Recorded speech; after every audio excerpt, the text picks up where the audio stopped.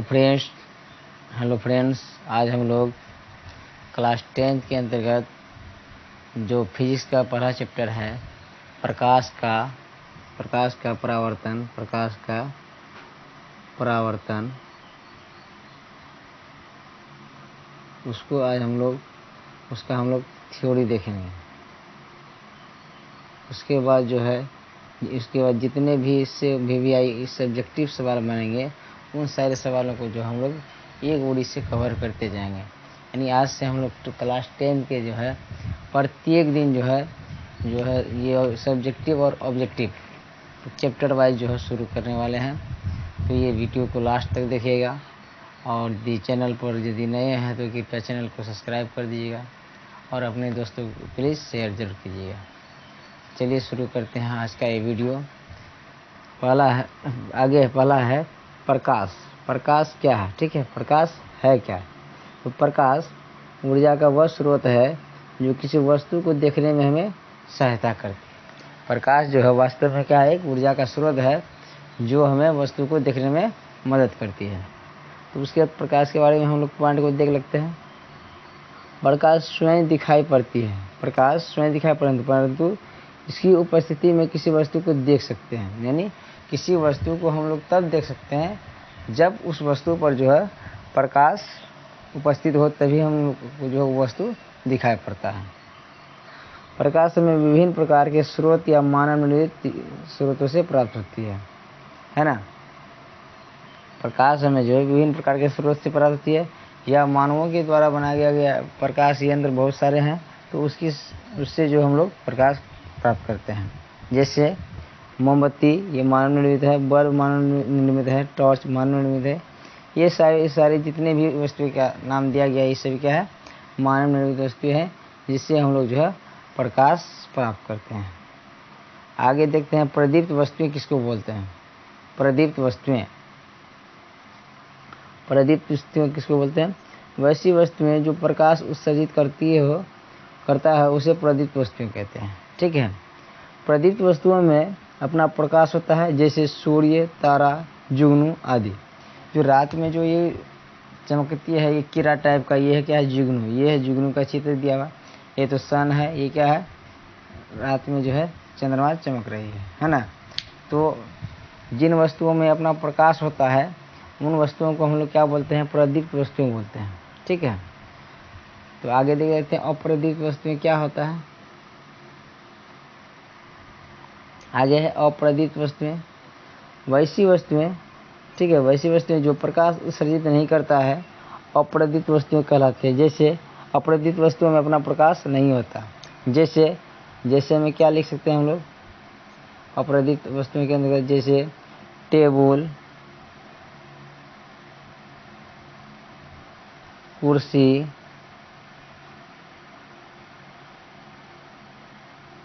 मिट्टी, ये सभी वस्तुएं प्रकाश उत्सर्जित नहीं कर सकती है। ये सभी वस्तुएं अप्रदीप्त वस्तुओं के अंतर्गत आ सकते हैं।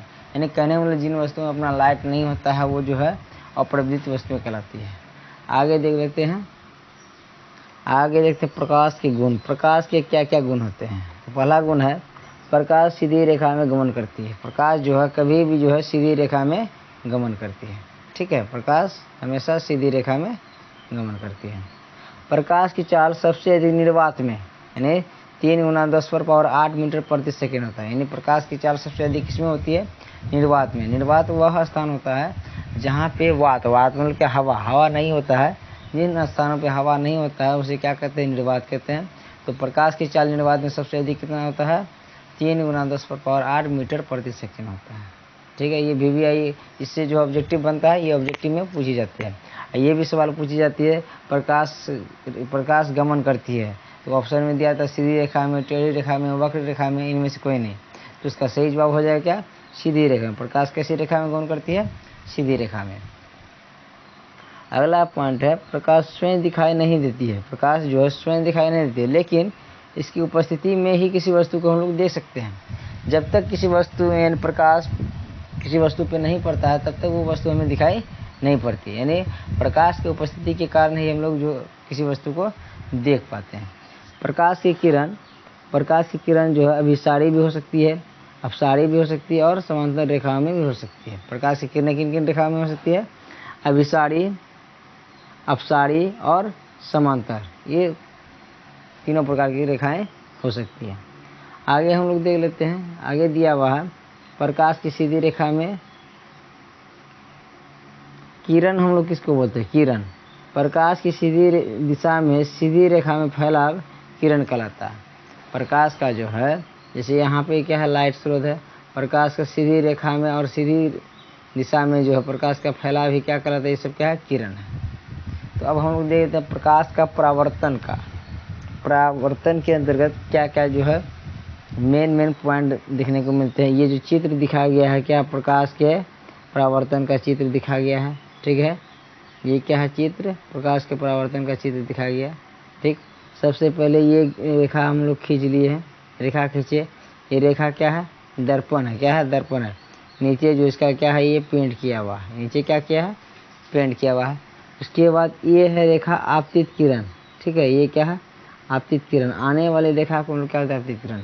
इसके बाद ये क्या है? यहाँ पे जो प्रकाश जो है इस सतह से टकरा के जो परावर्तित हो गया, इसको क्या बोलते हैं? परावर्तित किरण। उसके बाद आपतित किरण और परावर्तित किरण के बीच में यदि ये एक ठो जो है लम्ब डाल देते हैं, ठीक है, तो क्या बनता है? आपतन कोण। ये बन जाता है आपतन कोण, ये क्या बन जाता है? परावर्तन कोण। तो हम लोग बारी बारी से सबका डिफिनेशन देखते हैं, ठीक है।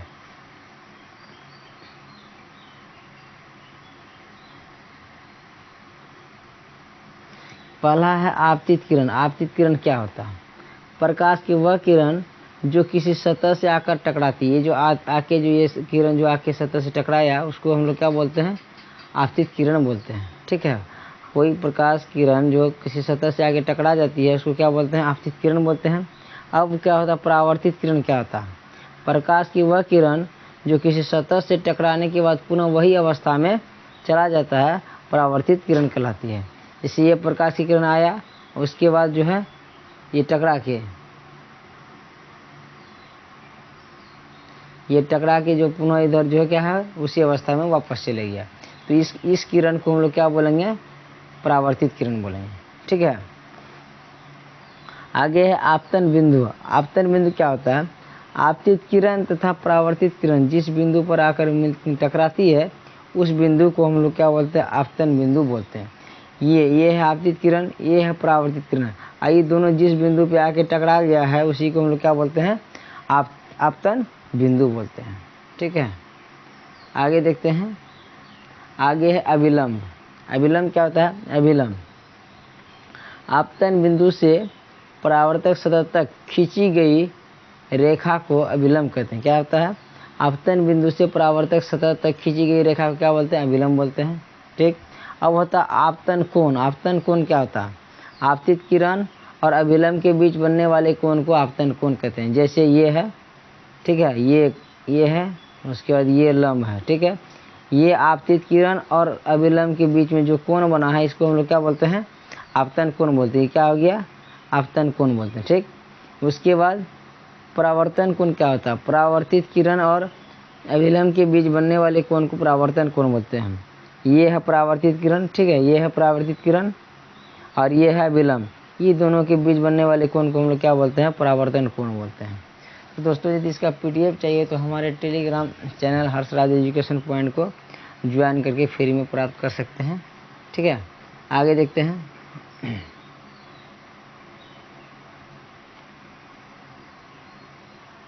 आगे हम लोग देखें प्रकाश के परावर्तन के नियम। प्रकाश के परावर्तन के कितने नियम हैं? तो प्रकाश के परावर्तन के 2 नियम हैं, ठीक है। प्रकाश के परावर्तन के 2 नियम हैं, तो यहाँ पे देख लेते हैं हम लोग, ठीक। पहला नियम है आपतित किरण, परावर्तित किरण और अभिलंब तीनों एक ही समतल में होता है। ये देखिए, ये है आपतित किरण, ये है परावर्तित किरण और ये है अभिलंब। ये तीनों जो है एक ही सतह में यानी ऊपरी सतह में है, ठीक है। ये तीनों क्या है? ऊपरी सतह में, ठीक। दूसरा है आपतन कोण तथा परावर्तन कोण आपस में बराबर होते हैं, जिसको हम लोग साइन आई बटे साइन आर लिख सकते हैं। इसको जिसको हम लोग साइन आई बराबर साइन आर लिख सकते हैं, ठीक है। ये कोण आई बराबर कोण आर लिख सकते हैं। ये जो कोण होता है, ये कोण, ये आपतित किरण और ये अभिलंब के बीच जो बनने वाला ये कोण है, इसको हम लोग क्या बोलते हैं? आपतन कोण बोलते हैं। उसके बाद ये है अभिलंब और ये परावर्तित किरण के बीच बनने वाले कोण को हम लोग क्या बोलते हैं, परावर्तन कोण बोलते हैं। तो आपतन कोण और परावर्तन क्या होता है, दोनों क्या होता है, बराबर होता है। आपतन कोण और परावर्तन कोण क्या होता है, दोनों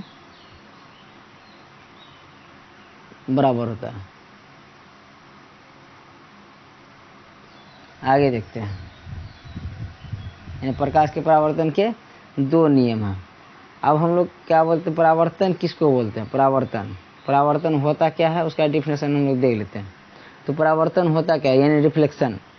किसी पारदर्शी सतह पर जब प्रकाश की किरण पड़ती है,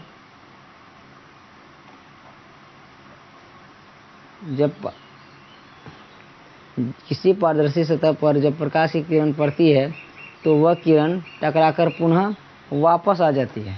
तो यह घटना क्या कहलाता है, प्रकाश का परावर्तन कहलाता है। यानी किसी पारदर्शी सतह पर जब प्रकाश की किरण पड़ती है तो वह किरण टकराकर पुनः क्या होता है, वापस आ जाती है। इस घटना को हम लोग क्या बोलते हैं, प्रकाश का परावर्तन बोलते हैं। अब जान लेते हैं प्रकाश का अपवर्तन क्या होता है। प्रकाश का अपवर्तन, प्रकाश की किरण का एक माध्यम से दूसरे माध्यम में गुजरने के बाद जब प्रकाश किरण अपने मार्ग से हटकर थोड़ा विचलित हो जाता है तो प्रकाश का अपवर्तन कहलाता है। कहता है प्रकाश की किरण एक माध्यम से दूसरे माध्यम में गुजरने के बाद जब प्रकाश किरण अपने मार्ग से थोड़ा विचलित हो जाता है, यानी थोड़ा भटक जाता है, तो उसको ही हम लोग क्या बोलते हैं, प्रकाश का परावर्तन कहते हैं। ठीक है। आप आगे देखते हैं प्रकाश का प्रकीर्णन। ये सारे जो है ये सब्जेक्टिव में पूछने वाले सवाल हैं। ये जो है परावर्तन किसे कहते हैं, प्रकाश का अपवर्तन क्या होता है, प्रकाश का प्रकीर्णन क्या होता है, ये सभी क्या है सब्जेक्टिव सवाल में पूछने वाले हैं, 2 नंबरिया सवाल में। आगे देखते हैं प्रकाश का प्रकीर्णन। जब प्रकाश किसी ऐसी माध्यम से होकर गुजरती है जिस माध्यम में धूल कण तथा अन्य प्रकाश पदार्थ के सूक्ष्म होते हैं जिस पर की किरण पड़ती है, तो वह धूल कण प्रकाश की किरण को विचलित कर देता है। तो इसी को हम लोग क्या बोलते हैं, प्रकाश का प्रकीर्णन बोलते हैं। ठीक है, ये है प्रकाश का प्रकीर्णन का परिभाषा है। अब आगे देखते हैं हम लोग दर्पण। दर्पण क्या होता है, ठीक है, दर्पण क्या होता है। दर्पण कांच का वह रूप है जिसकी एक सतह रंगी हुई या पॉलिश की हुई होती है, दर्पण कहलाता है। ये दर्पण है, ये क्या है, ये दर्पण है। इसका पीछे वाला पार्ट को क्या किया गया, पॉलिश कर दिया गया है, ऐसे यानी पूरा जो है इसका रंगीन कर दिया गया है, रंग दिया गया है। तब जो हम लोग को जो अपना फेस पूरा साफ दिखाई पड़ता है। तो दर्पण कांच का वह रूप है जिसकी एक सतह क्या होती है, रंगी होती है और या पॉलिश की हुई होती है, उसको ही हम लोग क्या बोलते हैं, दर्पण बोलते हैं। आगे देख लेते हैं। अब उस दर्पण के बारे में दिया है। दर्पण में जब प्रकाश की किरण टकराती है तो प्रकाश की सारी किरणों को क्या कर देती है, परावर्तित कर देती है। यानी किसी भी चिकनी सतह या दर्पण पर यदि प्रकाश की किरण टकराती है तो वो क्या होता है, सारी की सारी किरण को क्या करता है, परावर्तित करती है, यानी रिफ्लेक्ट कर देती है दर्पण। तो आज हम लोग इस वीडियो में केवल और केवल बेसिक जानकारी देखेंगे। प्रकाश के परावर्तन और अपवर्तन से संबंधित जितने भी टर्म हैं उसको हम लोग देखेंगे, और अगले वीडियो में जो हम लोग इससे रिलेटेड महत्वपूर्ण प्रश्न के उत्तर को देखेंगे, सब्जेक्टिव। ठीक है, उसके बाद हम लोग ऑब्जेक्टिव को देखेंगे। आगे है दर्पण के प्रकार। दर्पण 2 प्रकार के होते हैं, एक होता है समतल दर्पण, एक होता है गोलीय दर्पण। अब यहाँ पे चित्र के माध्यम से दिखाया गया कौन है समतल दर्पण, कौन है गोलीय दर्पण। ये दोनों जो दिखाए गए हैं क्या है, ये दोनों क्या है, समतल दर्पण है। तो समतल दर्पण कहते हैं किसको है, वैसे दर्पण जिसकी परावर्तक सतह समतल हो, समतल दर्पण कहलाती है। यानी जिसका परावर्तक सतह क्या समतल यानी प्लेन हो, उसको हम लोग क्या बोलते हैं, समतल दर्पण बोलते हैं। हम लोग जो घर में देखते हैं आईना वाना, ये सब क्या है, समतल दर्पण है। ठीक है, हम लोग जो अपना फेस देखने के लिए जो करते हैं इस्तेमाल, वो सब क्या है, समतल दर्पण है। समतल दर्पण पर बनने वाले प्रतिबिंब, यानी प्रतिबिंब मतलब क्या, इमेज की क्या विशेषता होती है, तो हम लोग देख लेते हैं बारी बारी से। तो समतल दर्पण पर बनने वाले प्रतिबिंब, तो पहला है इसका गुण कि समतल दर्पण पर बना प्रतिबिंब सदैव आभासी तथा सीधा बनता है। यानी समतल दर्पण पर बना प्रतिबिंब क्या होता है, सदैव आभासी तथा सीधा होता है। उसके बाद प्रतिबिंब का आकार वस्तु के आकार के बराबर होता है। कहने मतलब जितना बड़ा जो है वस्तु उसके सामने रखी जाती है उतना बड़ा जो है उसका प्रतिबिंब बनता है दर्पण में। किसमें? समतल दर्पण में। दर्पण से वस्तु की दूरी तथा दर्पण से प्रतिबिंब की दूरी बराबर होती है। यानी वो दर्पण से वस्तु की दूरी और दर्पण से प्रतिबिंब की दूरी क्या होती है? बराबर होती है। उसके बाद समतल दर्पण की फोकस दूरी अनंत एवं क्षमता क्या होती है? शून्य होती है। यानी समतल दर्पण की फोकस दूरी क्या होती है? अनंत होती है। और उसका जो है डायप्टर यानी क्या पावर है, यानी जो क्षमता बोलते हैं, वो क्षमता क्या होता है समतल दर्पण का? शून्य होता है। अब हम लोग देख लेते हैं समतल दर्पण का उपयोग क्या क्या है। समतल दर्पण का उपयोग कहाँ कहाँ किया जाता है? तो समतल दर्पण का उपयोग सामान्यतः प्रत्येक दिन चेहरा देखने के लिए किया जाता है ना। हम लोग क्या जो है चेहरा देखने के लिए करते हैं। किसका उपयोग? समतल दर्पण है। जो हम लोग का घरों में लगा हुआ दर्पण रहता है जिसमें हम लोग फेस देखते हैं, तो वो दर्पण क्या होता है? समतल दर्पण होता है। समतल दर्पण का प्रयोग किसके लिए किया जाता है? चेहरा देखने के लिए। दूसरा, इसका उपयोग जो है पेरिस्कोप में किया जाता है। और दूसरा क्या उपयोग है समतल दर्पण का? इसका उपयोग जो है पेरिस्कोप में किया जाता है। ये था समतल दर्पण का जो बना प्रतिबिंब और समतल दर्पण का उपयोग कहाँ कहाँ होता है। अब हम लोग देख लेते हैं गोलीय दर्पण। गोलीय दर्पण क्या होता है? गोलीय दर्पण तो वैसा दर्पण जिसका परावर्तक सतह गोलीय या उभरा या धंसा हुआ हो उसे गोलीय दर्पण कहते हैं। ठीक है, जिसका परावर्तक सतह गोल हो या उभरा हुआ हो या धंसा हुआ हो उसको हम लोग क्या बोलते हैं? गोलीय दर्पण। जैसे ये है, ये क्या है? ये क्या है? गोलीय दर्पण है। जैसे और उसके बाद ऐसे भी दिया हुआ रहता है, ऐसे। ठीक है, इस तरह का रहता है। तो गोलीय दर्पण दो प्रकार का होता है। गोलीय दर्पण कितना प्रकार का होता है? दो प्रकार का होता है। जैसे ये है, जैसे जिसका परावर्तक सतह क्या होता है? उभरा हुआ रहता है। जिसका परावर्तक सतह उभरा हुआ रहता है, बाहर की ओर होता है, तो उसको हम लोग क्या बोलते हैं? उत्तल दर्पण बोलते हैं। और जिसका परावर्तक सतह जो है परावर्तक सतह इधर यानी धंसा हुआ रहता है, इस तरह का धंसा हुआ रहता है, तो उसको हम लोग क्या बोलते हैं? अवतल दर्पण बोलते हैं। यानी कि अवतल दर्पण में जो है ये इस पार्ट को जो क्या कर दिया था? रंगीन कर दिया था। ठीक है, ये और उसके इसमें जो है दिखाई पड़ता है। ये है इसका परावर्तक सतह। और उसके इसमें जो है ये इस पार्ट को क्या कर दिया? रंगीन कर दिया। यानी इसका बाहरी भाग जो क्या होता है? उभरा हुआ रहता है। ठीक है, आगे देख लेते हैं हम लोग। अब लोग देखते हैं बारी बारी से अवतल दर्पण और अवतल दर्पण की विशेषताएं। ठीक है, ये दिखा गया है अवतल दर्पण की फोटो। ठीक है, इसको अंग्रेजी में हम लोग क्या बोलते हैं? कॉनकेव मिरर बोलते हैं। कॉनकेव मिरर को हिंदी में क्या बोलते हैं? अवतल दर्पण बोलते हैं। तो इसमें क्या होता है देख लेते हैं।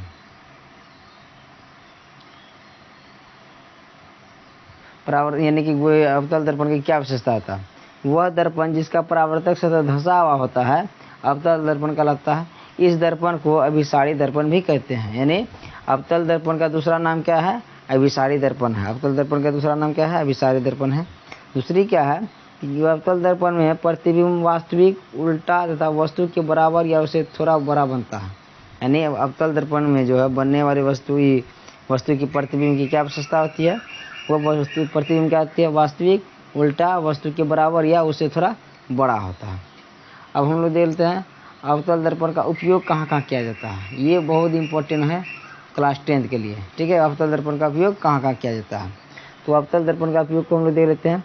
इस दर्पण का उपयोग सोलर कुकर में किया जाता है। सोलर कुकर जो होता है, जो जिस कुकर में धूप से जो खाना बनता है उसको हम क्या सोलर कुकर बोलते हैं। तो अवतल दर्पण का पहला प्रयोग जो कहाँ के किया जाता है? सौर कुकर में। दूसरा, वाहनों के हेडलाइट में किया जाता है। गाड़ी का जो अगला वाला अग्रदीप है, इसको हेडलाइट अंग्रेजी में बोलते हैं, उसमें जो है अवतल दर्पण का उपयोग किया जाता है। दूसरा, सर्च लाइट में भी जो है अवतल दर्पण का उपयोग किया जाता है। तीसरा, चेहरा का बड़ा प्रतिबिंब देखने के लिए अवतल दर्पण का प्रयोग किया जाता है। यानी चेहरा का जो है बड़ा प्रतिबिंब दिखाने के लिए जो है अवतल दर्पण का प्रयोग किया जाता है। उसके बाद शेविंग में किया जाता है। यानी नाई के द्वारा जो दर्पण का उपयोग किया जाता है वो कौन दर्पण है? शेविंग दर्पण है। यानी शेविंग दर्पण के नाम से किसे जाना जाता है? तो वो है अवतल दर्पण। ठीक, अवतल दर्पण का प्रयोग दूरबीन में किया जाता है। अवतल दर्पण का प्रयोग जो है दूरबीन में किया जाता है ना। तो ये था पूरे अवतल दर्पण का उपयोग। अब हम लोग जान लेते हैं उत्तल दर्पण के बारे में। उत्तल दर्पण को हम लोग क्या बोलते हैं, कॉन्वेक्स मिरर बोलते हैं। अंग्रेजी में क्या बोलते हैं, कॉन्वेक्स मिरर, यानी वस्तु जो अनंत पर है। जब ये दिखाया गया है उत्तल दर्पण का चित्र दिखाया गया है ना। इसमें जो प्रतिबिंब सीधा और आभासी है। इसमें उत्तल दर्पण में प्रतिबिंब क्या होता है, सीधा और आभासी होता है। तो हम लोग देख लेते हैं, वह दर्पण जिसका परावर्तक सतह उभरी हुई होती है, यानी ये जो ये पार्ट क्या है, परावर्तक सतह, यानी बाहरी पार्ट इसका क्या है, परावर्तक सतह यानी उभरी हुई है, उत्तल दर्पण कहलाता है। इस दर्पण को अपसारी दर्पण भी कहते हैं। क्या कहते हैं, अपसारी दर्पण भी कहा जाता है। उत्तल दर्पण में बने प्रतिबिंब आभासी, बहुत छोटा, सीधा तथा वास्तविक होते हैं। यानी उत्तल दर्पण में जो है वस्तु का प्रतिबिंब कैसा होता है, आभासी होता है, बहुत छोटा होता है, सीधा भी होता है और वास्तविक होता है। ये है उत्तल दर्पण में बनने वाली वस्तु की विशेषताएं हैं। ठीक है, अब इसका उपयोग कहाँ कहाँ किया जाता है उत्तल दर्पण का, हम लोग देख लेते हैं बारी बारी से। जिस तरह से उत्तल दर्पण का उपयोग को देख लिए, उसी तरह से उत्तल दर्पण का उपयोग कहाँ कहाँ किया जाता है। उत्तल दर्पण का प्रयोग वाहन के पश्च दृश्य को देखने के लिए किया जाता है। पश्च दृश्य, गाड़ी का जो साइड मिरर होता है, ये है साइड मिरर है ना, तो गाड़ी का जो साइड मिरर होता है पीछे देखने के लिए किया जाता है। हम लोग तो बार बार पीछे से मुड़ के तो नहीं देख सकते हैं, लेकिन पीछे से कौन सा गाड़ी या क्या आ रही है तो उसको हम लोग जो है साइड मिरर में देख लेते हैं। ठीक है, तो पहला उपयोग क्या आ गया इसका उत्तल दर्पण का, ये वाहनों के साइड मिरर के रूप में इसका प्रयोग किया जाता है। दूसरा है, उत्तल दर्पण का प्रयोग चौक चौराहों में लगे बल्बों में किया जाता है। यानी ये इस तरह का जो बल्ब रहता है चौक चौराहा पर, इस बल्ब में जो है कौन सा दर्पण का प्रयोग किया गया है, उत्तल दर्पण का प्रयोग किया गया है। तो उम्मीद करता हूँ कि ये जो है बढ़िया से समझ में आ गया होगा। आगे हम लोग देखते हैं, आगे हम लोग बात करते हैं लेंस, यानी जितने भी टर्म है ये प्रकाश के परावर्तन और अपवर्तन से आज हम लोग उसका जो है डेफिनेशन को पूरा कर लेंगे। ठीक है, लेंस क्या होता है, लेंस कांच का वह रूप है जो दोनों पृष्ठ से घिरा हो और दोनों पृष्ठ पारदर्शी मध्यम हो, उसको ही हम लोग क्या बोलते हैं, लेंस बोलते हैं। ठीक है, ये है लेंस की परिभाषा। लेंस भी दो प्रकार के होते हैं। लेंस कितने प्रकार के होते हैं, दो प्रकार। जिस तरह से दर्पण दो प्रकार के मुख्य रूप से होते हैं, उत्तल दर्पण और अवतल दर्पण, उसी तरह से लेंस भी जो है दो प्रकार के होते हैं, है ना, कॉन्वेक्स मिरर और कॉनकेव, ये कॉनकेव लेंस और कॉन्वेक्स लेंस। लेंस भी जो है दो प्रकार के होते हैं, इस तरह से दर्पण जो दो प्रकार का होता है। अब हम लोग जिस तरह से उत्तल दर्पण और उत्तल लेंस को जो है देख लिए, तो उस उत्तल दर्पण और अवतल दर्पण का परिभाषा और प्रयोग देख लिए, उसी तरह से अब हम लोग उत्तल लेंस और अवतल लेंस के बारे में देखेंगे। उत्तल लेंस के बारे में है, यह एक पारदर्शी माध्यम है जो दोनों ओर से पृष्ठों से घिरा हुआ है और ये दोनों ओर से उभरी हुई है और बीच में मोटा है और किनारों में पतला होता है। यानी क्या होता है, ये जो है ये लेंस क्या है, ये है उत्तल लेंस का चित्र। ये क्या है, उत्तल लेंस का चित्र है। उत्तल लेंस क्या होता है, बीच में मोटा होता है, बीच में क्या है, ये मोटा है, बीच में क्या है इसका मोटा होता है और दोनों किनारों पर क्या होता है, पतला होता है। ठीक है, उत्तल लेंस की क्या विशेषता है, ये जो है उत्तल लेंस किनारों की अपेक्षा बीच में क्या होता है, मोटा होता है। ठीक है ना, ये बीच में मोटा होता है तथा किनारों पे पतला होता है, यहाँ पे दिखा हुआ है। इसको बढ़िया से जो है नोट डाउन कर लीजिएगा और ये पूछा भी जाता है डिफिनेशन के तौर पे। आगे देखते हैं हम लोग इसके बारे में। उत्तल लेंस पर पड़ने वाला प्रकाश अंदर की ओर मोड़ लेता है, यानी उत्तल लेंस पर पड़ने वाला प्रकाश क्या होता है, अंदर की ओर मोड़ लेता है, इसलिए इसे अभिसारी लेंस कहते हैं। उत्तल लेंस को कौन सा लेंस कहते हैं, अभिसारी लेंस कहते हैं। जिस तरह से उत्तल दर्पण को हम लोग अभिसारी दर्पण कहते हैं, उसी तरह से उत्तल लेंस को भी हम लोग क्या बोलते हैं, अभिसारी लेंस कहते हैं। ठीक है, जब वस्तु लेंस के निकट रखी जाती है तो बनने वाला प्रतिबिंब आभासी तथा सीधा बनता है। जब उत्तल लेंस के सामने किसी वस्तु को रखा जाता है तो उस लेंस में बनने वाला प्रतिबिंब कैसा होता है, आभासी और सीधा बनता है। आगे देख लेते हैं, वस्तुओं को बड़ा करके देखने के लिए इस लेंस का प्रयोग किया जाता है, इसलिए इसे आवर्धक लेंस भी कहते हैं। यानी वस्तुओं को बड़ा दिखाने के लिए किस लेंस का प्रयोग किया जाता है, उत्तल लेंस का प्रयोग किया जाता है। ठीक है, वस्तुओं को बड़ा दिखाने के लिए उसको कौन सा लेंस का प्रयोग किया जाता है, उत्तल लेंस का। जैसे छोटे छोटे अक्षरों को पढ़ने के लिए जो है कौन सा लेंस का प्रयोग किया जाता है, उत्तल लेंस का प्रयोग किया जाता है।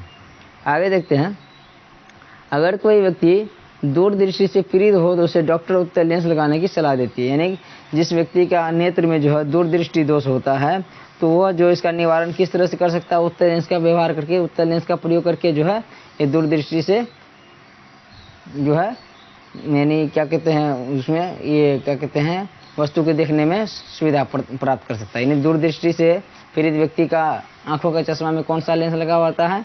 उत्तल लेंस लगा होता है। उसके बाद हम लोग कर लेते हैं बात अवतल लेंस क्या होता है। यह एक पारदर्शी माध्यम है जो बीच में पतला और किनारों पर मोटा होता है। इसका जस्ट उल्टा होता है, उसको हम लोग क्या बोलते हैं? अवतल लेंस। जिस तरह से अब उत्तल लेंस किनारों की अपेक्षा बीच में मोटा था, उसी प्रकार इसमें क्या होता है, ये किनारों की अपेक्षा बीच में क्या होता है? पतला होता है। ये है, ये दिखाया गया है इसका, ये दिखाया गया है अवतल लेंस का चित्र। ये क्या है? अवतल लेंस का चित्र दिखाया गया है। तो ये क्या होता है? किनारों पे क्या है? मोटा है, और जो है बीच में क्या है? ये दोनों साइड में बीच में जो है क्या है? पतला है। ठीक है।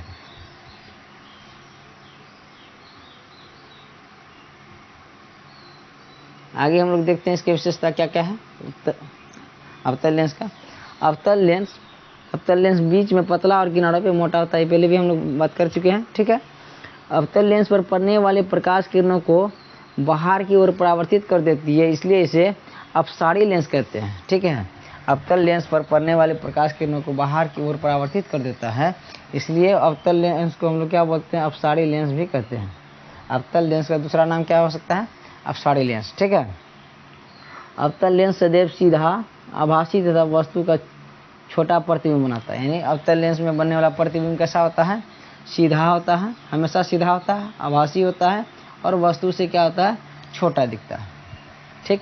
अब हम लोग बात करते हैं, जब कोई व्यक्ति निकट दृष्टि दोष से पीड़ित हो तो डॉक्टर उसे अवतल लेंस लगाने की सलाह देता है। यानी जिस व्यक्ति का जो है नेत्र में निकट दृष्टि दोष होता है, तो उस वस्तु का जो है चश्मे में जो है अवतल लेंस लगा होता है। यानी निकट दृष्टि दोष का निवारण किससे किया जाता है? अवतल लेंस के द्वारा किया जाता है। आगे हम लोग देख लेते हैं, आगे देखते हैं हम लोग लेंस की क्षमता। लेंस की क्षमता क्या होता है? लेंस की फोकस दूरी का व्युत्क्रम लेंस की क्षमता कहलाता है।